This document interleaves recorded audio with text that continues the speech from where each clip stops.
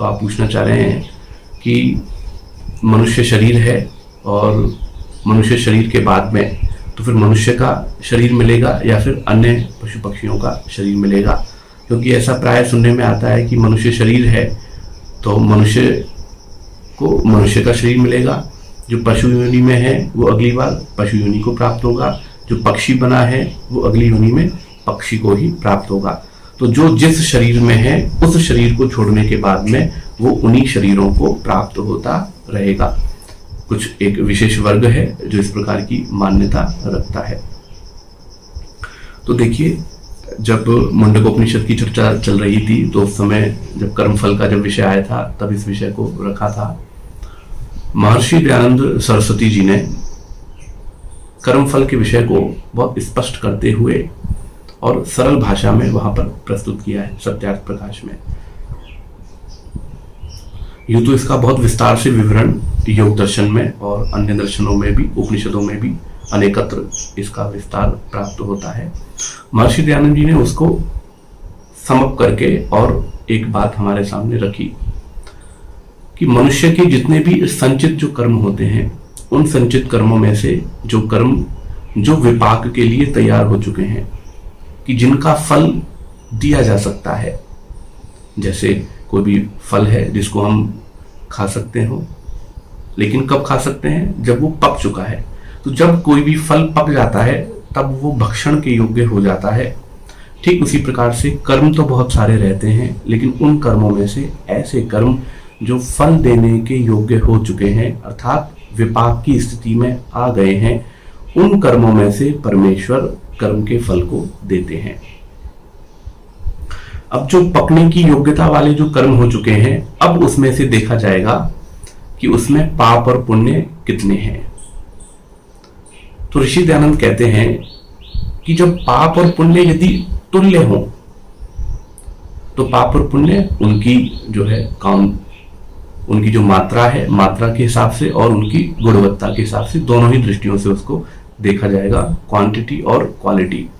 तो दोनों ही जब उसकी बराबर बराबर होंगी, पाप भी और पुण्य भी, क्वांटिटी वाइज और क्वालिटी वाइज, तो अगर ऐसी स्थिति है तो फिर उस जीवात्मा को मनुष्य देह प्राप्त होगी।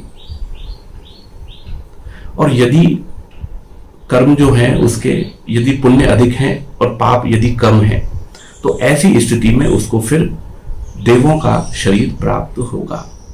यदि उसके पाप अधिक हैं, पुण्य यदि कम है, तो ऐसे में वो अनेक अन्य योनियों को, अन्य शरीरों को, पशु पक्षियों के शरीरों को प्राप्त होगा और फल को भोगेगा। और भोग करके जब उसके कर्म क्या हो जाएंगे, पाप और पुण्य फिर दोबारा से बराबर हो जाएंगे, फिर पुनः उसको मनुष्य देह प्राप्त होगी। तो जब पाप और पुण्य की जब तुल्यता हो जाती है तब मनुष्य देह प्राप्त हो रही है। उस मनुष्य देह में उसको सामान्य रूप से ही स्थितियां प्राप्त होंगी, सामान्य मनुष्य देह प्राप्त होगी। सामान्य में उसको जो शरीर मिलेगा, उसको जो इंद्रिय मिलेंगी, मन मिलेगा, बुद्धि मिलेगी, परिवार मिलेगा, ज्ञान के साधन मिलेंगे, ज्ञान को बताने वाले मिलेंगे। वो सब कैसे मिलेंगे? वो सब एक एवरेज स्थितियां उसको प्राप्त होंगी। ये जो देह होगी वो देह कहलाएगी साधारण मनुष्य का शरीर। यदि उसके पुण्य कर्म अधिक हैं तो देह योनि प्राप्त, देवों का शरीर उसको प्राप्त हो रहा है। इसका तात्पर्य है शरीर तो उसको मनुष्य का ही मिलेगा। ऐसा नहीं है कि देव का शरीर मतलब कोई अलौकिक शरीर होगा। शरीर तो मनुष्य का ही होगा, लेकिन मनुष्य के ही शरीर में उसकी जो गुणवत्ता होगी वो विशेष होगी। शरीर उसका बहुत अच्छा होगा, इंद्रिय उसकी अच्छी होंगी, मन बुद्धि उसके अच्छे होंगे, अच्छी क्षमता वाले होंगे। उसको जो परिवार मिलेगा वो अच्छा मिलेगा, जो ज्ञान का जो मार्ग मिलेगा, जो साधन मिलेंगे वो अच्छे मिलेंगे, वेद मार्ग पर चलेगा इत्यादि। ये जो स्थितियां हैं वो स्थितियां देव योनि के अंतर्गत गृहीत की जाती हैं। और तीसरी परिस्थिति में यदि उसके पाप कर्म बहुत अधिक हैं पुण्य कर्म से, तो ऐसे में फिर उसको अन्य योनियों में, पशु पक्षियों की योनियों में या फिर त्रियक योनियों में, जो नारकी योनियां कहलाती हैं, उन योनियों में उसको अपने कर्मों का फल वहां पर भोगना होगा। तो ये जो व्यवस्था है, ये व्यवस्था ऋषियों ने दी है, मोटे मोटे रूप में ये कर्मफल की व्यवस्था है।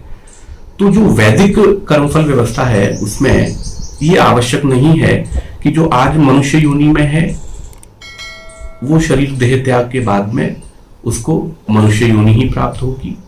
आवश्यक नहीं है। मनुष्य योनि भी प्राप्त हो सकती है, देव योनि भी प्राप्त हो सकती है और इतर योनियां भी प्राप्त हो सकती हैं। ये निर्भर करेगा कि उसके कितने कर्म हैं जो विपाकोन्मुख हो रहे हैं और उनकी स्थिति क्या है। उस स्थिति पर उसके आगे जन्म की स्थिति निर्धारित होगी। और ये जो स्थितियां हैं ये पूर्ण रूप से परमेश्वर के ही अधीन होती हैं।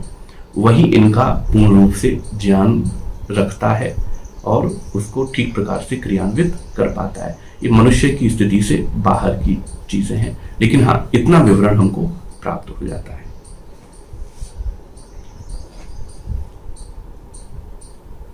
अगला आपका प्रश्न है, क्या जो गृहस्थी हैं क्या वो ईश्वर की तरफ आगे बढ़ सकते हैं? इस प्रकार का भाव रखते हुए आपने प्रश्न किया है, गृहस्थी लोग भगवान को प्राप्ति नहीं कर सकते क्या? It means they are not eligible to do meditation, please clear this. आप कह रहे हैं कि क्या जो गृहस्थी लोग हैं क्या वो ध्यान आदि क्रिया नहीं कर सकते?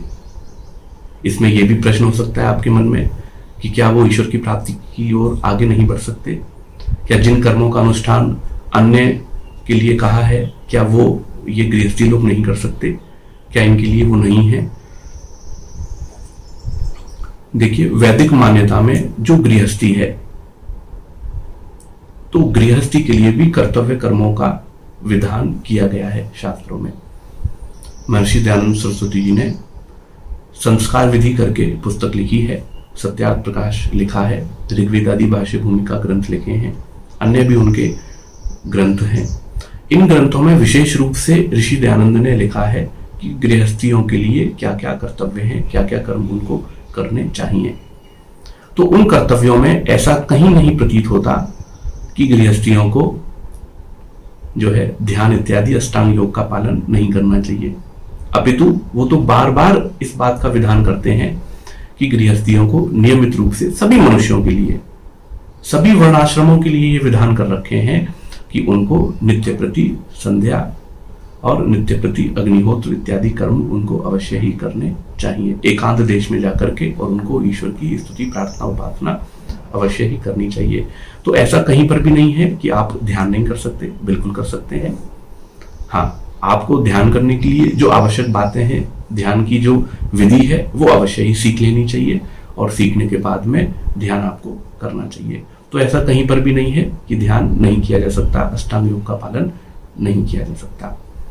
ईश्वर की संतान है सभी, तो जब ईश्वर संतान है तो ईश्वर ने जो विधि विधान दिए हैं तो वो ईश्वर के अनुसार ही हमको उनका पालन करना चाहिए, उसी प्रकार से हमें उनको देखना चाहिए।